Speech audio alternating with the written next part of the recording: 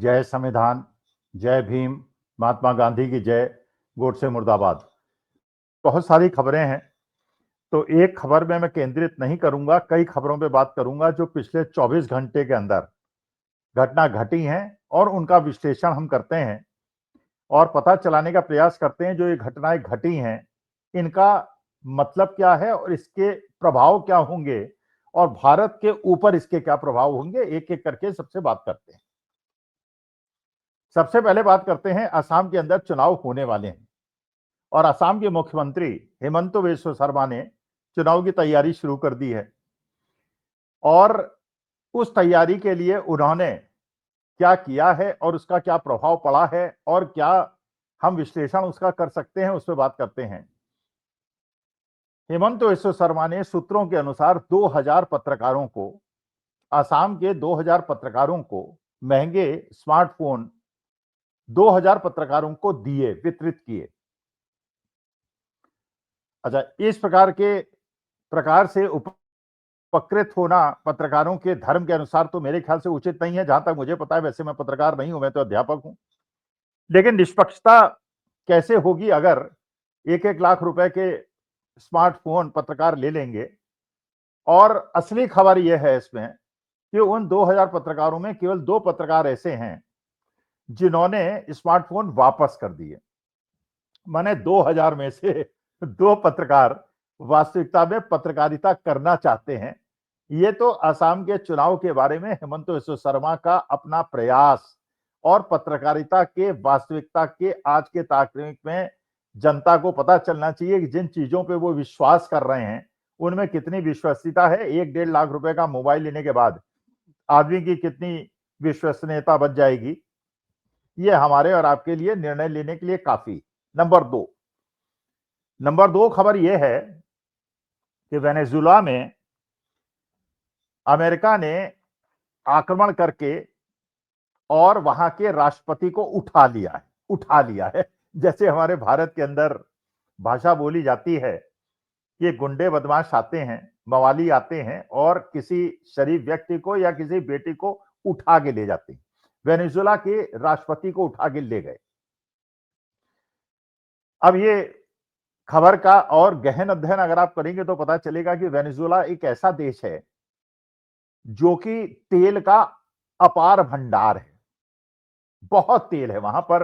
World का अगर first, second, third नाम लिया जाए तो उसमें तेल के भंडार वेनेजुला में बहुत ज्यादा हैं। और वहां का जो राष्ट्रपति था वो अमेरिका का बहुत बड़ा शत्रु था और 21 दिन पहले उसने एक चेतावनी दी थी कि अमेरिका अगर हमारी तरफ आंख उठा के देखेगा तो हम उसके दांत तोड़ देंगे। यह भी खबर है कि चीन के प्रतिनिधिमंडल उस समय वेनेजुला में था जब यह कार्रवाई हुई और अमेरिका ने यह कार्रवाई की। इसका मतलब यह है कि वेनेजुला चीन की तरफ झुक रहा था और अमेरिका को चुनौती दे रहा था और चीन वेनेजुला के साथ खड़ा था क्योंकि उसका प्रतिनिधिमंडल उस समय वेनेजुला में था। लेकिन उसके बावजूद वेनेजुला के राष्ट्रपति को उठा लेना अमेरिका द्वारा और सारे नियमों का उल्लंघन करते हुए, अंतरराष्ट्रीय नियमों का उल्लंघन करते हुए उठा लेना, इसका मतलब यह है कि अमेरिका ने चीन को भी एक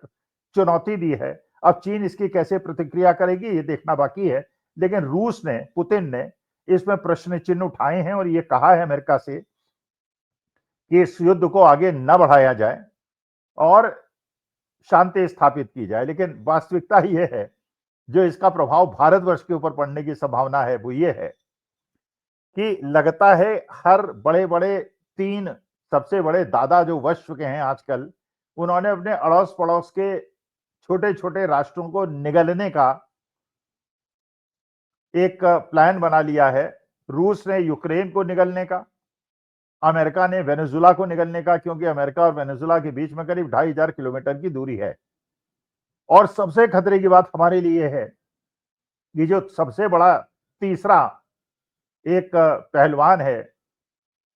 या दादा है विश्व का, वो चीन है और जो चाहता है कि ताइवान को निगला जाए और भारत के ऊपर भी उसने अपनी कुदृष्टि, गिद्ध दृष्टि जमा रखी है और उसने अरुणाचल को एक विवादित क्षेत्र बता के और अपने देश का और भारत के फोर्सेबल ऑक्यूपेशन की बात कह के ऑक्यूपाइंग करने की बात कह के उन्होंने भारत को भी चुनौती दे दी है। तो हमारे लिए जो बड़े ध्यान देने की आवश्यकता है कि रूस जैसे यूक्रेन को रौंद रहा है, अमेरिका ने वेनेजुएला के राष्ट्रपति को उठा लिया, इसके बावजूद कि वो चीन के संपर्क में था, तो हमारे लिए चुनौती है कि हम पाकिस्तान को झेलें, चीन जैसे राष्ट्र को झेलें जो विस्तारवादी है, और आज के तारीख में तो हमारे लिए बांग्लादेश भी उनके साथ खड़ा हुआ एक और देश नजर आता है। और हमारा नॉर्थ ईस्ट इतना ज्यादा अस्थिर कर दिया है हमारे देश के वर्तमान शासकों ने कि एक बीएसएफ के जवान जो देश की रक्षा के लिए अपने जान न्यौछावर करने को तैयार रहता है, उसके बेटे को, जवान बेटे को जो पढ़ने गया था देहरादून के अंदर, उसको लिंच करके भीड़ मार देती है, क्योंकि घृणा हमारे देश में इतनी ज्यादा बढ़ा दी गई है कि उसका ये फल मिलता है एक बीएसएफ के जवान को। तो चीन से भी सतर्क रहने की आवश्यकता है, जिस प्रकार से वेनेजुएला के ऊपर हुआ है। इसके बाद अगली खबर यह है कि बांग्लादेश के एक प्लेयर को आईपीएल नियमों के तहत आईपीएल के अंदर केकेआर टीम ने शामिल कर लिया था।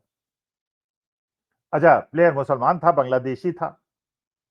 और जो केकेआर टीम है, इसके जो प्रोमोटर्स हैं, इसके जो पार्टनर्स हैं, वो शाहरुख खान हैं और जूही चावला हैं, जूही चावला के पति हैं और जूही चावला के बच्चे हैं।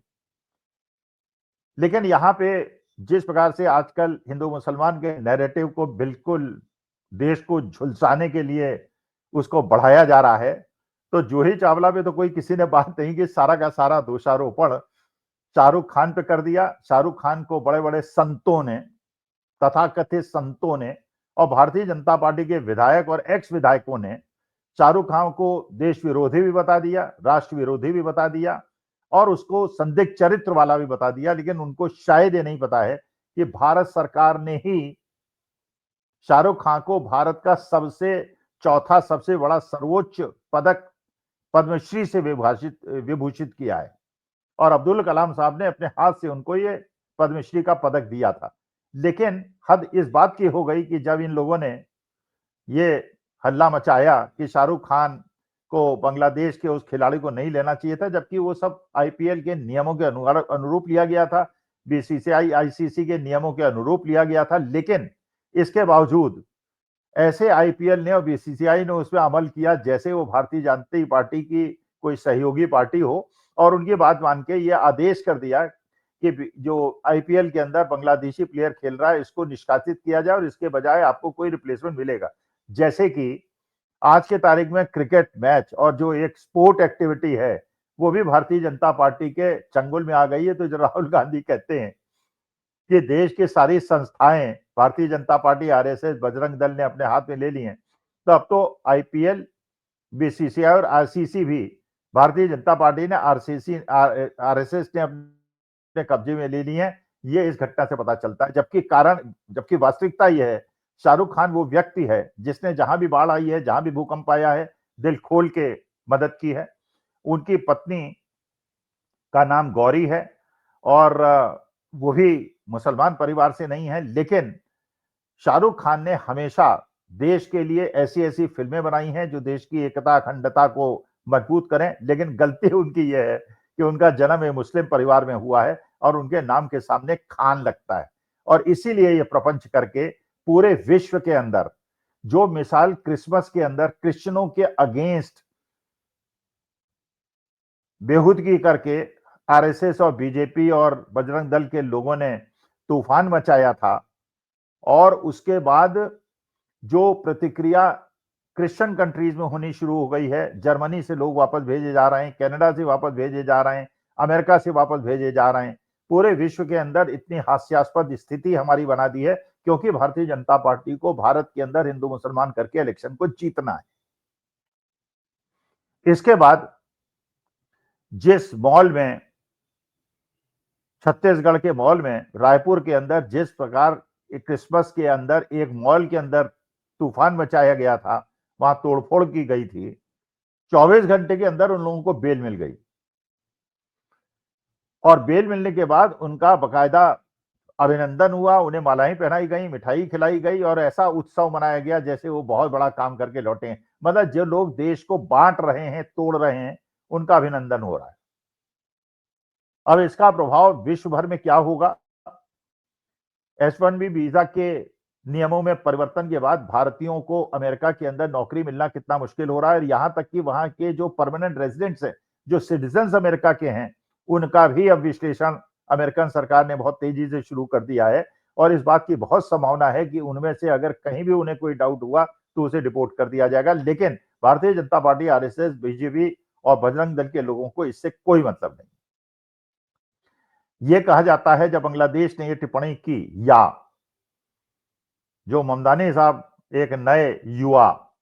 न्यूयॉर्क के मेयर हुए हैं, जब उन्होंने कहा कि हमारे देश के अंदर 5 साल से उमर खालिद को 5 साल से जेल में रखा गया है, उसका ट्रायल नहीं हो रहा है, अगर वो दोषी है तो उसे जेल में रहने दो, उसे दंड दो, लेकिन अगर वो दोषी नहीं उसको छोड़ दो। लेकिन 5 साल से लगातार सुनवाई स्थगित हो रही है। कभी जज साहब छुट्टी पे होते हैं, कभी ये वकील छुट्टी पे होता है, कभी वो वकील छुट्टी पे होता है। और हमारे देश में ये कहा जा रहा है लोगों द्वारा, गोदी मीडिया द्वारा और भारतीय जनता पार्टी दोनों लोग आना, कि ये जो ममदानी ने स्टेटमेंट दिया है ये भारत के मामलों में हस्तक्षेप है, हमारे इंटरनल मैटर्स में हस्तक्षेप है। तो अगर ये हस्तक्षेप है और एक ह्यूमन राइट्स के मामले में अगर न्यूयॉर्क का मेयर कोई टिप्पणी करता, अगर वो हस्तक्षेप है तो, और हमारे कोर्ट अगर 5 साल से उमर खालिद को जमानत नहीं दे रहे हैं और सुनवाई नहीं कर रहे हैं, अगर उसका मान सम्मान रखना आवश्यक है तो बांग्लादेश के भी हायर कोर्ट्स का सम्मान रखना आवश्यक है, कि वहां पे अगर उन्होंने शेख हसीना, जो एक्स प्राइम मिनिस्टर है बांग्लादेश की, अगर उसको वहां के कोर्ट्स ने दोषी सिद्ध कर दिया है, हत्यारी सिद्ध कर दिया है, मास मर्डरर्स डिक्लेयर कर दिया है, तो उसके बाद भारत के अंदर उसको शरण देना क्या, बांग्लादेश के कोर्ट्स को चैलेंज करना नहीं। बांग्लादेश के अंदर इस चीज की प्रतिक्रिया शुरू हो गई है कि बांग्लादेश के खिलाड़ी को आईपीएल से बाहर क्यों किया गया, और ये जितनी ज्यादा प्रतिक्रिया हो रही है भारतीय जनता पार्टी के अंदर, उतनी ज्यादा खुशी की लहरें दौड़ रही हैं। क्योंकि जितना हिंदू सताया जाएगा बांग्लादेश में, जितना हिंदू सताया जाएगा पाकिस्तान में या विदेश में, उतना ही हमारे यहाँ के तथाकथित हिंदू नेताओं को, भारतीय जनता पार्टी को फायदा होगा। उसका पोलराइजेशन करके वो फायदा उठाएंगे। और क्योंकि उनके बच्चे जबकि विदेशी में जाके बसे हुए हैं, बिना ये सोचे समझे कि इसका देश की अर्थव्यवस्था और देश के बारे में क्या इसका प्रभाव पड़ेगा, क्योंकि उन्हें देश से मतलब नहीं है, उनको केवल राजनीतिक लड़ाई में जीत से मतलब है। और क्योंकि केकेआर के शाहरुख खान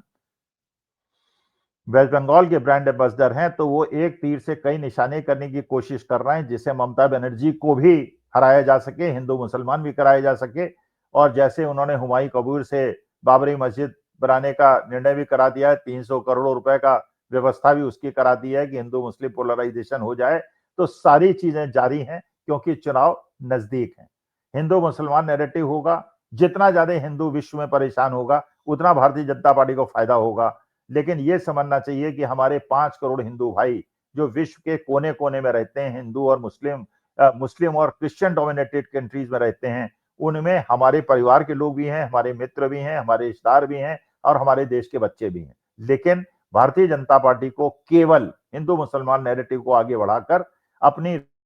राजनीतिक लड़ाई जीतनी है। लेकिन जो साधारण भारतीय जनता पार्टी, आरएसएस, बजरंग दल का कार्यकर्ता है, उसके रिश्तेदार भी विदेश में अगर सताए जाएंगे तो उनको सोचना चाहिए कि इस बारे में जो वो कर रहे हैं क्या वो ठीक कर रहे हैं, या बड़े बड़े 2-3 नेता और उनके पूंजीपति मित्रों के फायदे के लिए हिंदू मुसलमान नैरेटिव करके विदेश में रह रहे हिंदुओं को जो परेशानी हो रही है उसमें हमारे रिश्तेदार भी सफर कर रहे हैं। ये सोचने की बात है। और लगता है कि जिस प्रकार से भारतीय जनता पार्टी ने इलेक्शन की तैयारी कर दी है, तो भारतीय जनता पार्टी तो लगातार जीत रही है, लेकिन मेरी भारत माता हार रही है, देश हार रहा है। देश जीतना चाहिए, चाहे कोई इलेक्शन जीते, चाहे कोई इलेक्शन हारे। नमस्कार, धन्यवाद और प्रणाम।